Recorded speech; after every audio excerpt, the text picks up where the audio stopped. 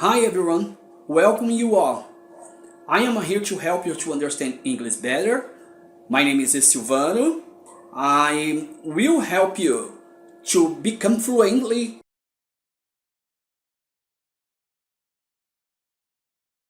Let's go. I would like to talk about the verb to be in the past tense. So, pessoal, hoje eu quero falar no verbo to be no passado. O verbo to be no passado é... Verbo to be significa ser ou estar. No passado ficaria era, estava ou foi. Foi alguma coisa. Foi um homem ruim, ou foi um homem bom, ou foi professor, ou não é mais. Então, foi. Então, nesse sentido. Então vamos lá. Let's go. I was bad guy. Eu fui um cara mau. But I am not anymore. Mas eu não sou mais. I was bad guy, but I am not anymore. Ok? She was the beautiful girl, but she is not anymore. Aí nós temos dois exemplos. Mas como usar o verbo was no passado? Vamos montar aqui a tabelinha, né, de conjugação. Então vai ficar assim. I was, you were, he, she, it was, we were, you were, they were. Se eu quiser negar, eu vou colocar o not na frente. Então vai ficar assim. I was not, you were not, he, she, it was not, we were not, you were not, they were not. Vamos lá, mais um exemplo, ok? Let's go. What did you do yesterday? I was in my home. I was in my home. What did she do yesterday? She was in the party. She was in the party. Ok? That's a good example. Bom, eu quero te dar uma dica para que você não desista de estudar inglês. Não vai ser impossível. Como eu sempre falo aqui, para mim parecia que seria impossível aprender o inglês. Hoje eu estou literalmente falando inglês por dedicação. Você se dedicando, você vai chegar longe. Eu vou passar para você aqui um site chamado Agenda Web. Tá? Eu vou deixar o link na descrição e você pode usar esse site à vontade. Lá tem todos os materiais necessários. Listen, vocabulários para que você pratique, tem leitura. E assim eu acredito que esse site vai poder te ajudar de maneira que você vai ficar muito satisfeito.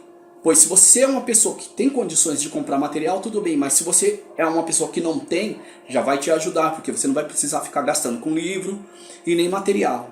Você vai poder aprender e vai poder aprimorar o seu inglês. Mas uma dica que eu dou para você, para que você escute bastante o inglês. Pratique ouvindo o inglês. Ouça bastante. Escreva, repita as frases em inglês que você aprender. E quando você for estudar inglês, não pega frases aleatórias, palavras aleatórias. Não, pega frases completas. Aquelas frases que você vai pegando, você vai treinando aquelas frases.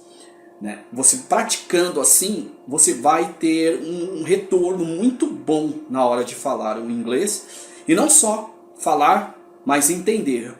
Porém que para mim, para entender o inglês é muito mais difícil do que falar. Porque há vários tipos de sotaque. Tem sotaques que é bem complicado de entender. Tem sotaques que já é mais tranquilo de você entender. Então, dependendo do sotaque, você vai ter um pouco de dificuldade, a não ser que você treina todos os tipos de sotaque. Você assiste todos os tipos de filme. Filme britânico, filme da Austrália, filme de todos os países, filmes da África, filmes de todo tipo de sotaque que você encontrar pela frente.